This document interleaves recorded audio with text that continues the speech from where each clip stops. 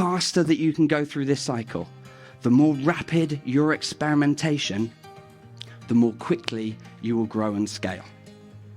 And so I nearly gave up, not just with Document and Delegate, but with entrepreneurship.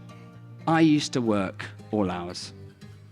I used to often work weekends, evenings, on holidays, and so on.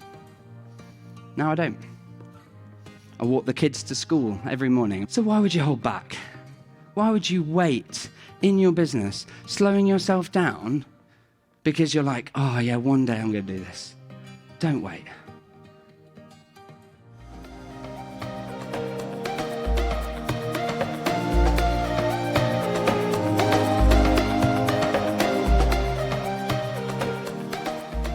Welcome to Destress Your Business, the podcast where we show you how to get incredible results in your business without constant stress. I'm Alexis Kingsbury, a serial entrepreneur and founder at AirManual. Now, in this episode, I'm going to do something a little bit different. I'm going to share the recording of a presentation that I delivered in front of over 500 business owners at the Entrepreneurs Marketing Conference in Brighton, in England, in September 2023. In it, I share how to combine consistent marketing with rapid experimentation. Absolutely crucial in your business. And I do my absolute best to make it entertaining. Okay, so if you like dad jokes, you'll probably love it. In the session, I first explain why experimentation is the only foolproof way to work out what your ideal customers will value. And I explain why the secret to long-term marketing success is consistency with some awesome examples that you're going to love. However, I then highlight why people often struggle to both experiment and be consistent with their marketing. This is something I've really struggled with. And so I share how to overcome this. You can use a 4-stage process that plays to you and your team's strengths to make sure you test quickly, yet deliver lasting impressions and get amazing results.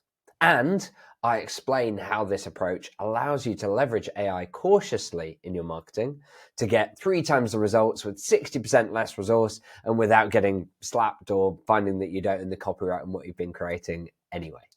Oh, and if you watch the video version on YouTube of the podcast episode, you'll see me on my skateboard. Yeah, I promise that will make more sense later. Enjoy the presentation. Hello everyone, I am Alexis Kingsbury. I'm here to show you how to combine consistent marketing with rapid experimentation. Now, we're going to do that, but we're going to make it funny. Yeah. Now that means you're going to need to laugh. And laughing is very good for your health. It's also critically important for my self-esteem. And so I'm going to need your maximum energy. Now, I know it's hard. It's gone 2 o'clock. You've had lunch. This is on day 2. But we're leading up to the party tonight. So you're going to help me out, okay? I'm going to need to build up the energy. Last night, I met our amazing DJ, Sammy. That's how he talks now. I said, Sammy, you're a DJ. Are you on stage for every presenter? And he said, well, no, only if they need DJ support. He said, Alexis, do you need DJ support?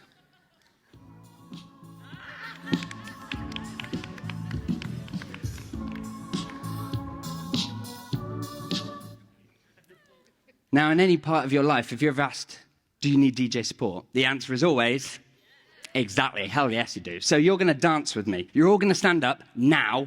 All of you are going to stand up now, and we're going to dance. But I told him we need something like ABBA, right? Let's go. Come on, dad dancing is fine, mum dancing is fine. You can do it. Do it with me. Right. We loosen up. Feeling awkward enough? Feeling comfortable with that yet? We're going to laugh at jokes, or we're going to have to dance all evening. Good. Thank you, Sammy. Round of applause for DJ Sammy. And in case you're wondering, yes, I want you the whole time, right? Now, it's the problem with being a bit overweight and out of breath. We have to do this next bit while also catching it. Right. So, you're a long way away. It's nice to see you all. So, this is not going to work. Who wants some kick-ass marketing tactics for a marketing genius? Oh, no. Right. Okay, we got it. Right. Who wants some marketing tactics from a marketing genius? Good, but that isn't me. I'll share some links to their tactics a little bit later. I'm actually terrible at marketing. I am. Brave thing to say here. In fact, I got in trouble with my business partner, Paddy, for some terrible things I was planning on doing on social media. Now, I don't mean Elon Musk terrible. I wasn't calling a cave diver a pedo, or being forced to buy a social media company for $44 billion, now known as the X social media platform. Sorry, X social... Yeah, it's an X social media platform. But instead, I don't mean, when I say terrible, I don't mean offensive or incendiary. I just mean rubbish. Just rubbish. My business partner sat me down, Paddy sat me down. In fact, we're a 100% remote company, so having an in-person meeting like this is pretty rare. But he brought me over, and he was sat with another member of our team, Jessica. And they sat there, and the atmosphere was tense. And I go in there, and it feels like an intervention, right? It's an intervention. Alexis, we need to talk about your social media problem. Now, I got on the defensive. I responded the way I imagine an addict would during an intervention. I denied there was a problem. I said it's not my fault, and I blamed everyone else. Now, Paddy could tell I was getting defensive. So he decided the appropriate thing to do is to list out his concerns. His first one was that I don't consistently talk to our ideal customer persona. The second was that I don't always use an attention-grabbing hook. And the third was that I don't always share a clear, unique insight. I was furious. I have never been so angry with something I completely agree with. I kicked the awkward meeting into overdrive. Jessica at this point is just melting into her chair. Little tip, if you're going to do an intervention or an awkward meeting, don't do it in a booth. They can't escape. I said, Paddy, you're being a gatekeeper. And I acted like a teenager asked to clean their room. It's my social media account. I should be able to do whatever I want. Paddy asked me to take a deep breath. Take one with me. And I asked in a really constructive way, so what do you suggest? And he said, I was going to suggest that Jessica, once reformed, Jessica will take all your ideas, your stories, your insights from working with lots of business leaders, and she'll turn them into posts that meet our quality criteria, and she'll make sure they get out consistently. Never been so relieved. I'm terrible at social media. I actually don't enjoy trying to get better at it. And that's just one area of marketing that I'm terrible at. Here's the problem. On the one hand, I get that there is a foolproof way to find out what customers want. You ask them. Then you play it back and you amend and you tweak until your message gets a strong response. Essentially, you test it and work it out, right? I always used to think I was marketing blind, like everyone else knew what good looks like, and I just couldn't work it out. I now know no one does. Ryan Dice shared this yesterday. He said, of all the ads we ran, I didn't think this would win, and it did. You have to test it out. Now, that plays to my strengths because I like doing new things. I love experimenting, but you can't just keep doing new things. Eventually, you've got to find the thing that works. You've got to review the numbers, understand numbers, see what works, and do more of that. You've got to put social media posts out regularly to your target audience. You've got to reach out to your email list and make offers. You've got to follow up with your high-value prospects, and not just for days or for weeks, but for years. That's how big businesses like McDonald's have been so successful, through consistency. Who's heard of Stephen Bartlett? Who's heard of Diary of a CEO and listened to it? Yeah. Why is it called Diary of a CEO? He interviews musicians, sports people, writers, actors, comedians, occasionally a CEO. Why is it called Diary of a CEO? No? It's because he started out with just him and a microphone. He was the CEO. It was his diary. First nearly 50 episodes. That was it. That's why he starts every episode with, I hope no one's listening, but if you are, I hope you keep this to yourself. It's a really odd thing to say before an interview with Stephen Fry. Has anyone shared his posts? Anyone shared his posts? He told you not to. I don't know why you did that. So the thing is, with Diary of a CEO, Stephen started in 2017. It took 4 years for it to suddenly become an overnight success. Stephen had to show up, put out content, review the results, iterate for years before he got big results. So consistency is key, but I'm inconsistent. I've started more than 10 businesses over my career, often simultaneously in completely different fields, and generally had to close them after 2 or 3 years as I move on to something else. Now, fortunately, I have got several successful businesses that have done 7 figures and worked with tens of thousands of business leaders, working with big companies that you've heard of and all that kind of stuff. And importantly, I've done it and created the businesses so that they don't need me day to day, which means I can be a dancing monkey in front of you like I am today, right? So I have been able to do it, but I'd have been so much more successful, much faster, if I'd been able to be consistent. But I'm autistic. I struggle with hyperfocus and distractions.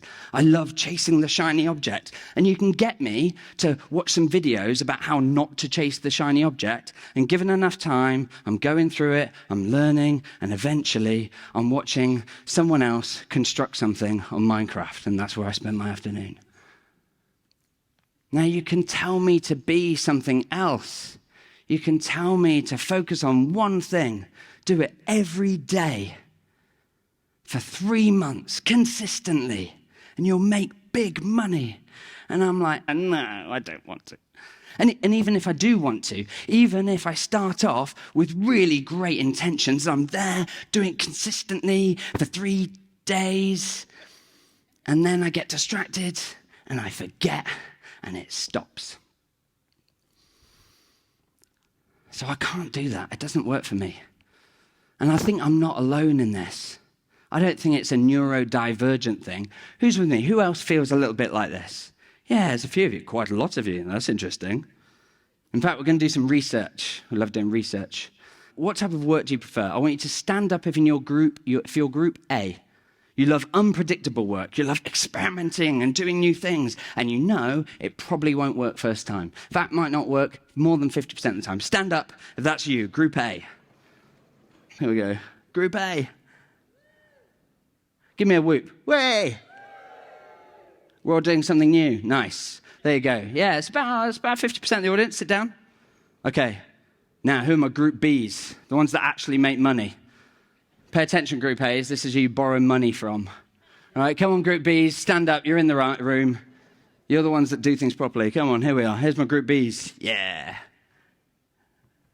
Nice. That's a lot of you. Not as many as the group A's in this room. That's to be expected. A lot of business owners, entrepreneurs tend to be in that group A where they love doing the new things. But here's the thing. If you want to be successful with your marketing, which do you need? Both. Of course you need both. So that's the problem. So how do we do it? How the hell are we meant to ramp up our marketing if you need both? Now the answer is that you're meant to hand over your time-consuming activities, right? You experiment, you try different things, you're doing your Facebook, you're doing your podcast, you're doing different ways of doing your podcast, your socials, your email list, all the things that you've been learning, and you work out what works, and you use the numbers to work out what works. But then you've got to hand that over, because otherwise you can't move on to more stuff that works, and you can't be consistent in your marketing. So you get it handed over so that it happens consistently, and you use the time that you free up so you can do more experiments and find out what else works. And then you repeat the cycle. And the faster that you can go through this cycle, the more rapid your experimentation, the more quickly you will grow and scale. The faster you go through this loop, the faster you will scale. Okay? But here's the thing, you knew that already. Because all the best business books have been telling us for years. Who's read one of these books? Yeah, and they've been telling us for years that you've got to document and delegate so that you can hand over your processes, that they can be done consistently, that you can improve upon them. And when I was struggling with this, I was told, like, just hand them over. And I read the books, and they made it look so easy. Look at that. And I tried. Honestly, I tried. Oh, God, repeatedly I tried. And I could never get it to work. Most business owners have tried this document and delegate. Who's with me? Who's tried documenting and delegating and had this experience? Yeah, like loads of you, right? And that's the problem. What we found is that, and I was here in 2017, I wanted to hand over this stuff, but it took me ages to document and delegate, and then the team didn't follow the processes, or they'd make mistakes and skip steps, and over time, everything went out of date. Exactly right, it went out of date. And so I found it so frustrating, and so my enthusiasm for document and delegate practically died. Now here's the problem. With that, it meant that I couldn't take a holiday without getting disrupted. Because I'd be with my wife, and at the time one child, and now I have two, and I'd be at the pool, and I'd get a message on my phone, Alexis, we need you. And I'd have to go back to the hotel room, and I'm sat on a balcony, that's nice, but it's no good for them. No good for my wife and kid. And no good for the energy that I bring back, having spent a load of time dealing with some weird thing in Stripe, right? So I wanted to address this, but I didn't know how. And so I nearly gave up, not just with document and delegate, but with entrepreneurship. Nearly gave up running businesses. Now, those of you that know me well know that it was my childhood dream to be an entrepreneur, that or a stand-up comedian. For obvious reasons, I went down one route. But the problem was that I didn't have any idea how to do it, so I nearly gave up. Now, fortunately, I'm not the kind of guy to give up easy. It's like when my son, age 7 at the time, asked me to learn to skateboard with him. That's right. Nice, right? No. I'm a middle-aged, overweight dad who needs his wrists for work purposes. So the obvious answer is no. But, yeah, he does this on purpose. He calls this puppy eyes level 3000. So as a result,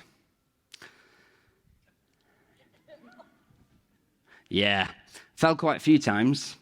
And on one particular fall, I was sat there on a park bench. There we are. Oh, I can see you all now. There's quite a few of them. I was sat there on a park bench in this play area, actually, and nursing my injuries and thinking, this is ridiculous. That was close. I nearly broke my wrist. That would have been a real problem. I should give this up. And my son comes over to me. He sees me there. And he comes and puts his arm around me and says, Daddy, you just need to learn more. So I did. I sat there watching YouTube videos on how not to fall. But here's the thing. I stopped falling as often, and when I did fall, I didn't get hurt. And when it came to delegating, I took the same approach. I read all of the books. I spoke to all the smartest people I knew, and it took me 3 years to get it absolutely perfect, but eventually I succeeded. I learned that great guidance gets those great results. The impact on my life has been huge. I used to work all hours. I used to often work weekends, evenings, on holidays, and so on. Now I don't. I walk the kids to school every morning. In fact, I run, they go on scooters. Apparently, Ethan's decided I need more training. Not fit enough. Not looking like Kirk yet. Think it's going to work if I just run to school every day. So they're on their scooters. But also, I'm able to pick them up in the afternoon, often on my skateboard. I've also been able to take time out of my business. Last week, I went on a 6-week road trip across France and Spain, not needing to work. The team didn't need me. I was able to focus with my family. And when I am working, I'm not having to juggle issues with customers and support team members. I'm able to experiment, to find out what else works, to do fun stuff like this, but also just try new things. So I'm going to share with you a 4-stage approach so that you can hand over tasks so that they can be done accurately and consistently. Because I know nearly all of you, and I know that because I've been spending the whole of these 3 days talking to you, I know that nearly all of you struggle with this. And often the problem is you make it way too big, too scary, too something you'll put off till January. And I'm going to show you in 4 stages how you actually do this and could do this today in your business. Sound good? Sound good? Sure? Damn it. You're keen, aren't you? It's good. But I did get quite a good yes from them. I'm close there, I'm close. I've queued him up quite a few different titles that I actually don't like ABBA. I had to, it's the first name that came to mind. No more ABBA, Sammy. Got DJ support. I'm getting my money's worth. 4-stage approach. First stage, focus. You need to work out what is it that's holding you back right now. Is there something that you've worked out works, but now you're having to spend all your time on it, and so you can't grow anymore? What is that thing? Is there something else in your business that's taking up your time that means you can't experiment? Maybe it's an operational issue. Maybe it's that you're having to spend all your time sales. What is your focus? What is the thing that you want to solve? Now, to give you an example for this, I do also have a podcast, like Stephen Bartlett. Yeah, thank you. It doesn't look like this. Some people call that modeling. Stephen calls it copyright infringement. So instead, we have a podcast that looks like this. It's called Destress Your Business. Now, when we first started doing the podcast, I thought, fantastic. I'm going to love doing recordings. Because you may have noticed, I like talking. Those of you that met me know that you know I love talking to people. I love even more doing a monologue like this. I told you I'm autistic. Talking on my own about my specialist subject for nearly an hour, this is heaven for me. We need to do De-Stress Your Business, but I knew that if it was up to me, I could record the podcast, and then maybe in the first week we'd get 6 episodes up, and then you'd have 6 months of nothing. Because I'm not good at doing the consistent stuff. So I knew we needed to hand it over. I knew that we needed the team to be able to do it. Now, we have a team, but even using VAs, etc., right? We needed other people to do it so I can move on. So the question for you is, where do you need to focus? Have a real think. Where is it that you need to focus in your business? Once you've got your focus, we move on to outline. Outlining is all about listing out the activities that are involved in achieving that focus. For example, for a podcast, we might list out all the activities: preparing for the podcast, recording the episode, editing the episode, publishing the episode, promoting the episode, repurposing the content on social media, updating a podcast dashboard, reviewing the data, all that stuff that needs to happen, that I know needs to happen, but instead I'm on my phone looking at YouTube shorts. We get it all listed out. And this provides us with a blueprint. It means that we know what needs to exist. And this is really quick to do, and I'm going to get you to it. This is really quick to do. But it gives us a blueprint, and it helps us know where to start. So take a moment. Create an outline. What are the activities that you need to let go of? Now, either you've come up with something like a podcast or whatever that you need, like something that works that you need to hand over, list out what are the activities that need to be done consistently in your business so that you can let go of it. Or maybe it's something else. Maybe it's sales. Currently, you're like, oh, Alexis, I'm just so busy doing sales. Fantastic. That's a great thing. You know what that's telling you when you're too busy doing something like sales? It's like, it's time to hire, right? So I want you to outline what are the tasks that need to happen. So will you able to share a focus and a list of activities that you feel like, yeah, if I could just get these handed over, if I could get these documented and delegated, as a result, I'd free up time, I'd get more consistency, I'd reduce the mistakes, and as a result, I could experiment more and grow my business. Give me a big yes if that was the case. Otherwise, I'm going to talk to you individually to find out why not. Yes, love it. Thank you. So once you've done that, we then do a stage that we call PDT, prioritize, document, and test. And the key here is that we're prioritizing from those tasks what you're going to document and hand over first. Because the temptation, and you've all thought about it, is I know one day I will document my entire business. I will systemize this part of my business one day. Probably next year, although next year's looking a bit busy now. Who's felt like that? Yeah? Give me a yes. Fantastic. Yeah, we've all been there, or many of us have been there. Those that said yes. The rest of you, I assume, definitely not. Otherwise, you would have said yes. So yeah, we need to prioritize. We need to pick what's the thing that we're going to do. And then we take that one thing and we document it at a really high level. And then we test it and hand it over. Now, to show you what this looks like, we've got our list. We prioritize. These are the things that are causing most of the problem, that they're taking most of the time, they're causing most of the mistakes that would help. So for me, for my podcast, maybe the top priority for us is publishing new episodes. That's the highest priority, getting the publishing done. Because otherwise, no one will ever see the episodes we record. Okay? Can't be consistent if you're not getting episodes out every week. Although you can do this new thing I've heard called series. That's basically people going, I don't want to do consistently. I'll do some and call that a series. Which is why your first series is like 24 episodes and the next one's like 17 and the next series is like 4. Yeah, so instead we identify the highest priority and hand it over. But then we need to document it. So just to take an example, for publishing a new episode, I'm going to use some AI in AirManual here to give us a starting point. But the key is you need to make it work for your business, right? Getting the specific steps that need to happen so this is done successfully. Yeah, if you're going to get someone else to take this off you, to free you up, to experiment more and do more, you need them to know exactly what needs to happen.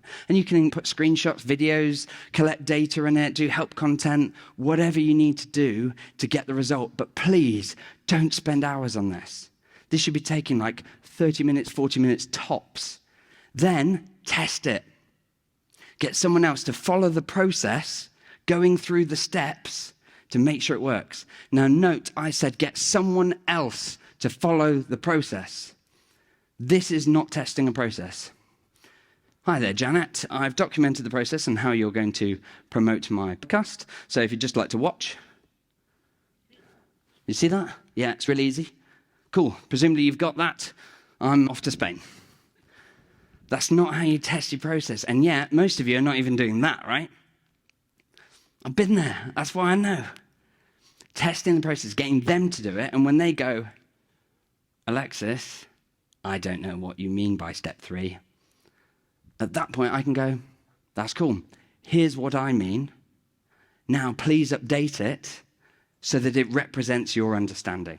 Which means I can make sure that they understand. And it means that when they leave, go on holiday, whatever, someone else can follow the process rather than hit step 3 and go, I don't know what my Alexis meant. Right? Imagine that repeated over and over through every process in your business. You get to the point where, as I've experienced, I can go on holiday without a single phone call. That's not my phone. Without a single phone call. Right. That's what you want. Do you want that in your business? Give me a yes. Yes. First, you need to prioritize. What's that one activity that you need to hand over first? Look down at your outline. Don't circle 3. Prioritize one thing. Pick from that list. So once you've done all of that, once you've started to hand these things over, it's pretty amazing. You start to free up time. Once you're giving these things over, note, don't hold off. That whole process that I've showed you so far should take less than an hour. You could literally document it and hand it over and have someone testing it and doing it in about an hour. And typically, we've had examples where people have saved 15 hours per week after handing over one process. We've had real examples of clients that have done that. So why would you hold back?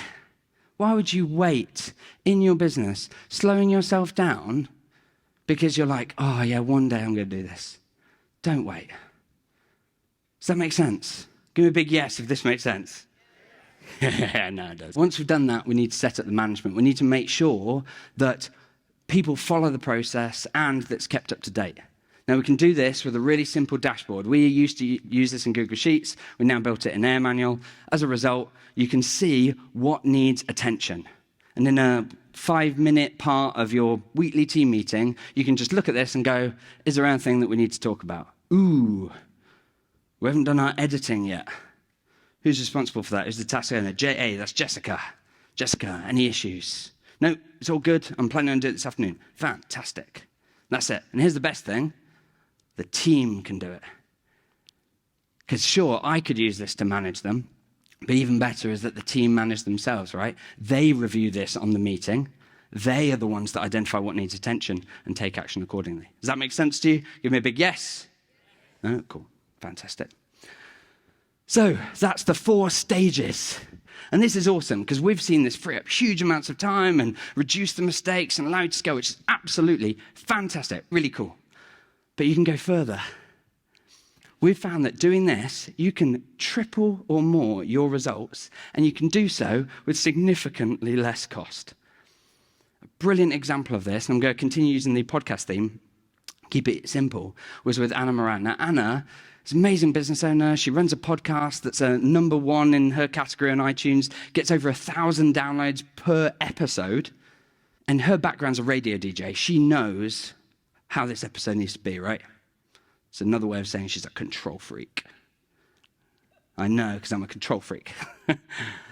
But she knows exactly how it should be. And as a result, she's done this amazing thing. And a lot of her revenue, imagine this in your business, a lot of your revenue comes through advertising and sponsorship of your podcast, which is, as Joe and Zoe were saying, can be this incredible lead magnet and source of customers. And yet a lot of her revenue comes through that.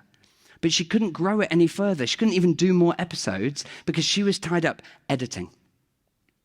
Right? It took her days. And she knew she needed to document and delegate, hand it over. But she found a podcast editor and worked out how much it would cost. It was thousands of pounds per episode. So she was stuck.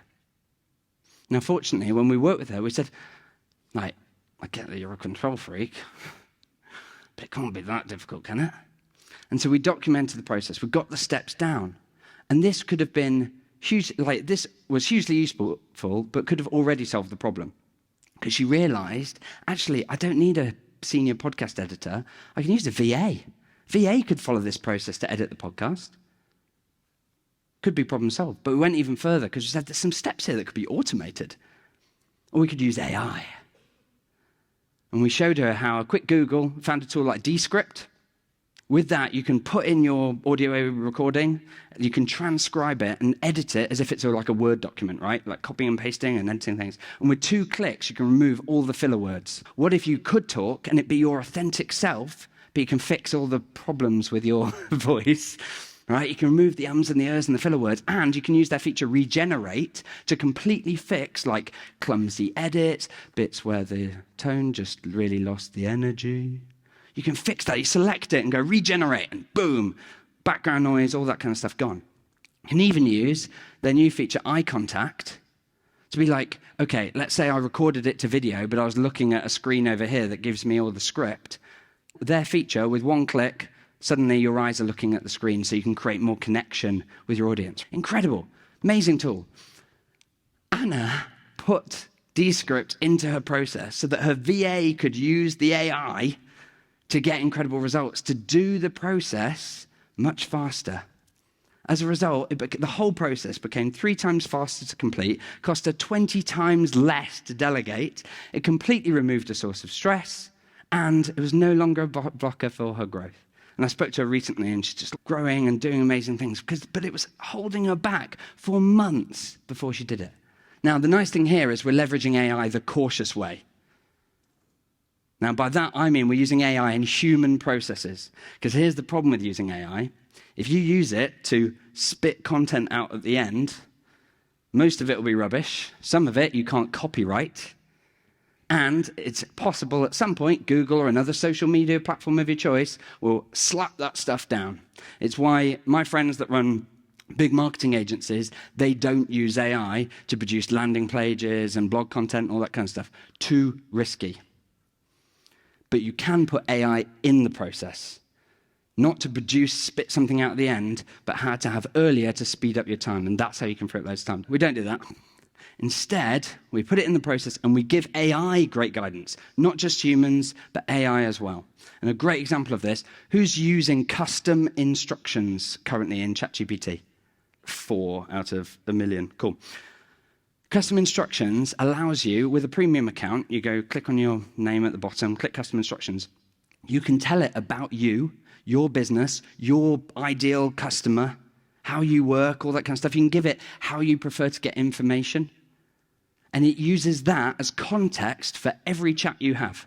So you can literally just go into chat and say, give me 5 ideas for blog post articles that would make sense for my target audience. And boom, it spits it out without me having to give it any more context because it's already in the custom instructions.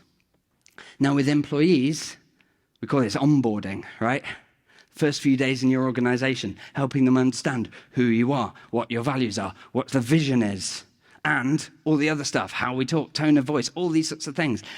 And if you don't have that, your team do need that if you want to get really good results from them. They need that onboarding, that clarity, and the same goes for AI. It needs that context to do a really good job for you. Does that make sense? Give me a yes? Fantastic. So we can give AI great guidance, but it's not just about the consistent processes that we can help with both VAs and AI and all this kind of stuff, but it's also the experimentation, that rapid experimentation that we want. Because we can make it more rapid than it's ever been before. You've heard some examples of tools and seen them, like Daniel Priestley yesterday talking about ScoreUp and how they've done this.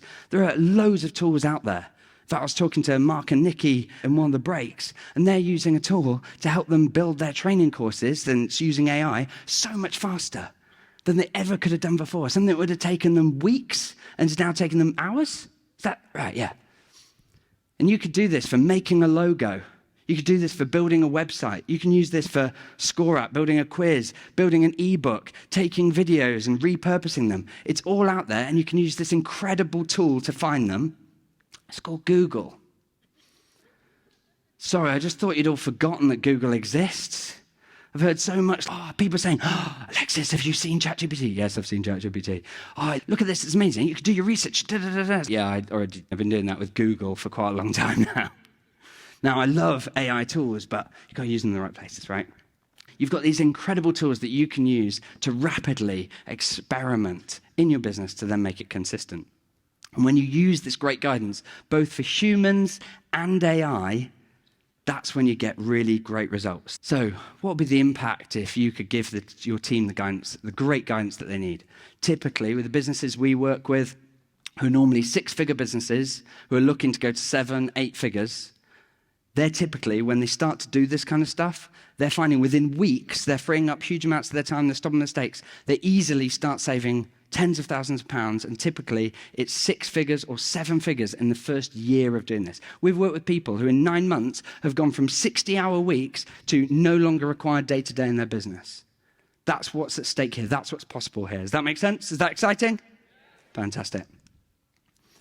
Now, talking about great guidance, I want to give you great guidance. Take out your phones, scan this code, and you'll get from us for free a guide on how to systemize your marketing.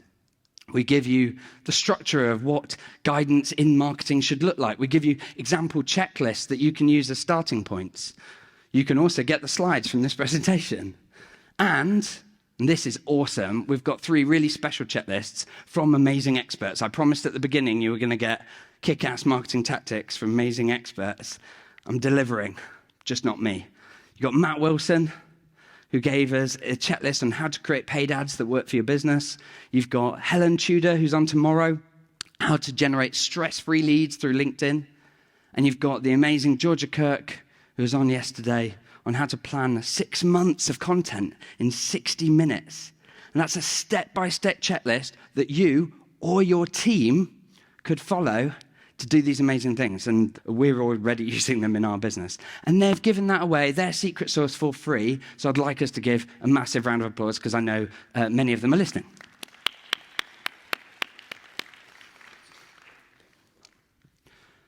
I did want to end on a bit of a bang. And I know that what you really want to see isn't dancing, because my dancing is not great. It's to see one glorious, beautiful kickflip.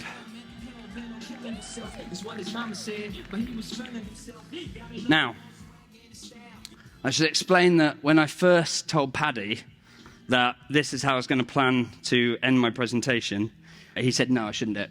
He staged an intervention, actually. He's been doing so many interventions, they don't work on me anymore. But I did have to ask the venue that this was okay. They said this 100% must not happen. They're not insured for it. The damage that's done to the equipment, to me, or to you lovely people in the front row, it's not insured against. So I staged an intervention. I told them that I'm autistic, so that's discrimination. And so they agreed that I could do it, as long as I did it attempt it only once. It's fine. That I take out private insurance. No problem. And I practice every day consistently for 3 months.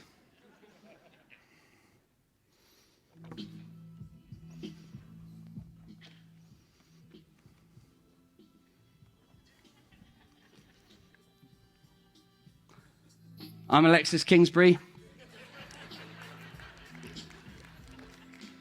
If you'd like to see Jessica do a kickflip every day for 3 months, use the QR code to register your interest. You've been a terrific audience. Thank you very much. Okay, something to clear up at the end there for those, particularly those that were listening to audio only. No, I didn't do a kickflip on my skateboard. Yeah, in fact, lots of people came up to me, and a few actually came up to me afterwards saying that they think I should have done a kickflip. And so I had to explain that there are actually 3 really good additional reasons that I didn't do a kickflip, in addition to the ones that I shared in my presentation. The first is it would have ruined the joke. That was the whole point. The second is the venue genuinely were not even keen on me standing on the skateboard, never mind attempting a trick. And the third, most importantly of all, I can't do a kickflip. Of course I can't do a kickflip. My son asked me to learn to skateboard with him, not become Tony Hawk and outshine him. Skateboarding is a great metaphor for enjoying the journey in life more generally, for de-stressing our business. Like, sure, you can spend a load of time and energy pushing the absolute limits of what's possible, but first you need to work out what you're doing it all for. Ultimately, I skateboard my kids home from school because I love that time with them, and it's fun. So I hope you enjoyed the presentation that I've shared with you. Do give us a review on wherever you consume your podcasts. Do share on social media. I really, really appreciate it. But otherwise, until next time, have fun.